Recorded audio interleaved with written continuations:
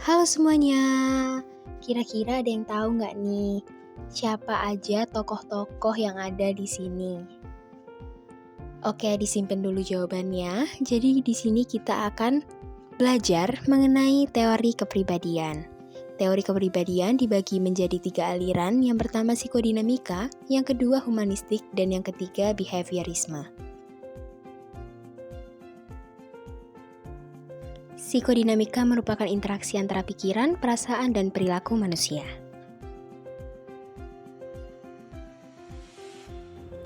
Tokoh yang pertama adalah Sigmund Freud. Freud mencetuskan 3 tingkat kehidupan mental manusia, yaitu conscious, preconscious, dan unconscious, yang menggambarkan interaksi antara pikiran sadar dan tak sadar. Ia juga memperkenalkan id, ego, dan superego, yang merupakan 3 komponen pikiran yang berkonflik dalam membentuk kepribadian. Freud mengembangkan tahapan psikoseksual seperti oral, anal, dan genital untuk menjelaskan perkembangan manusia.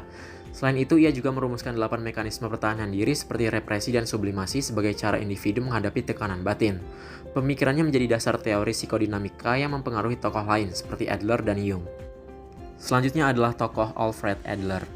Adler melanjutkan gagasan Freud dengan fokus pada peran sosial. Ia percaya manusia berjuang menjadi superior untuk mengatasi rasa rendah diri. Adler juga mencetuskan teori urutan kelahiran, di mana anak sulung cenderung dominan, anak tengah sebagai mediator, dan anak bungsu lebih manja. Faktor sosial seperti konstelasi keluarga dan pengalaman masa kecil juga membentuk minat sosial, yaitu dorongan untuk berkontribusi pada masyarakat. Ini membuat pandangan Adler lebih humanistik dibandingkan Freud. Lalu ada Carl Jung. Jung melengkapi teori Freud dengan membagi psyche menjadi conscious, personal unconscious, dan collective unconscious yang berisi archetype seperti persona, bayangan, anima, dan animus. Anima mewakili aspek feminin pria, sedangkan animus aspek maskulin wanita. Ia juga menekankan causality, teleologi, dan tipe psikologis berupa introvert-extrovert, serta 4 fungsi yaitu berpikir, merasa, sensasi, dan intuisi, menambahkan dimensi simbolis dan spiritual dalam psikodinamika. Kemudian ada Karen Horney. Horney mengembangkan konsep kecemasan dasar yang berasal dari hubungan buruk di masa kecil. Hal ini memunculkan kebutuhan neurotik seperti pengakuan berlebihan serta respon neurotik, yaitu mendekati, melawan, atau menjauh dari orang lain. Sebagai pelopor psikologi feminin, Horney mengkritik pandangan Freud yang bias gender dan menekankan bahwa peran sosial lebih dominan dibandingkan biologis dalam membentuk psikologi perempuan. Kemudian ada Erich Fromm. Fromm menjelaskan 5 kebutuhan dasar manusia, yaitu keterhubungan, keunggulan, keberakaran, identitas, dan kerangka orientasi. Nah, beban kebebasan modern seringkali membuat manusia melarikan diri melalui mekanisme of escape, seperti otoritarianisme atau konformitas. Positive freedom, sebaliknya, memungkinkan individu hidup dengan cinta dan produktivitas. Fromm juga membedakan orientasi karakter menjadi produktif, seperti cinta dan kerja kreatif, serta non-produktif, seperti menerima secara pasif atau reseptif, memanfaatkan orang lain atau eksploitatif, dan menimbun kekayaan atau hoarding. Selanjutnya adalah Erik Erikson. Erikson memperluas teori Freud dengan menekankan peran ego dalam psikologi perkembangan, yang ia sebut ego in post-Freudian theory. Ia merumuskan 8 tahap perkembangan psikososial, yang menghubungkan kebutuhan biologis dengan tekanan sosial, seperti kepercayaan versus ketidakpercayaan pada masa bayi hingga integritas versus keputusasaan di usia lanjut. Dalam penelitiannya, Erikson menggunakan metode antropologis seperti mempelajari suku pribumi dan psikohistoris, yaitu dengan menganalisis kehidupan tokoh sejarah untuk memahami dinamika kepribadian secara mendalam.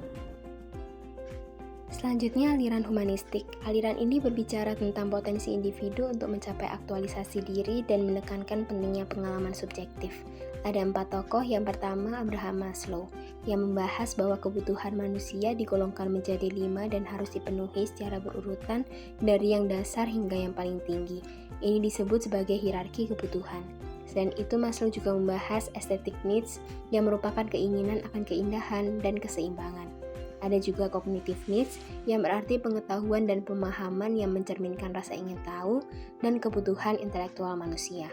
Neurotic needs yaitu keinginan yang tidak sehat ataupun berlebihan yang muncul dari kecemasan dan ketidakamanan.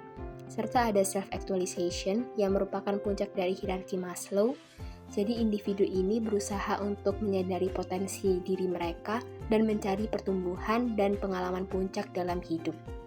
Selanjutnya Carl Rogers, yang mengatakan bahwa manusia adalah makhluk yang pada dasarnya baik dan memiliki kemampuan untuk terus berkembang secara positif jika berada dalam kondisi yang tepat.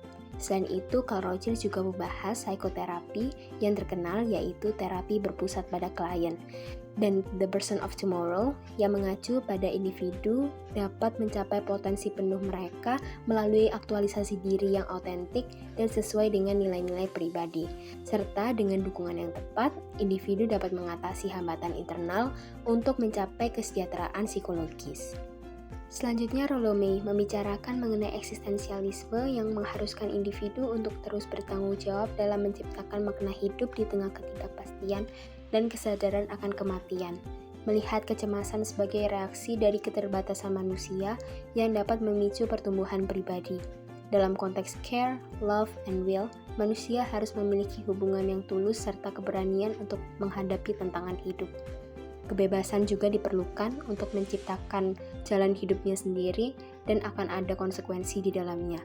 Ada juga takdir yang mencakup hal yang berada di luar kendali namun mempengaruhi keputusan dan cara menjalani kehidupan manusia. Selanjutnya, Allport memberikan pandangan mengenai keunikan individu dan proses internal yang mempengaruhi perilaku. Ia mengklasifikasikan personal disposition menjadi 3 tingkat, yaitu cardinal traits yang merupakan ciri dominan yang membentuk kehidupan seseorang, central traits yang merupakan ciri yang mempengaruhi perilaku dalam berbagai situasi, dan secondary traits yang merupakan ciri yang muncul dalam konteks tertentu. Selain itu ada juga motivasi yang merupakan bagian penting. Dengan motivasi, maka individu dapat berkembang dari dorongan awal menjadi kebutuhan yang lebih kompleks dan mandiri. Behaviorisme merupakan aliran yang berbeda dengan psikodinamika dan humanistik yang menggali masa lalu seseorang atau memotivasi seseorang melihat masa depan, tetapi lebih mengarah ke bagaimana perilaku individu pada saat itu juga. Terdapat beberapa tokoh behaviorisme seperti McRae and Costa. Mereka mencetuskan sebuah teori bernama The Big Five Theory atau Ocean yang menjelaskan kepribadian orang melalui beberapa segmen, dan untuk menjelaskan The Big Five Theory dibutuhkan core components dan peripheral components, yaitu komponen dasar kepribadian individu.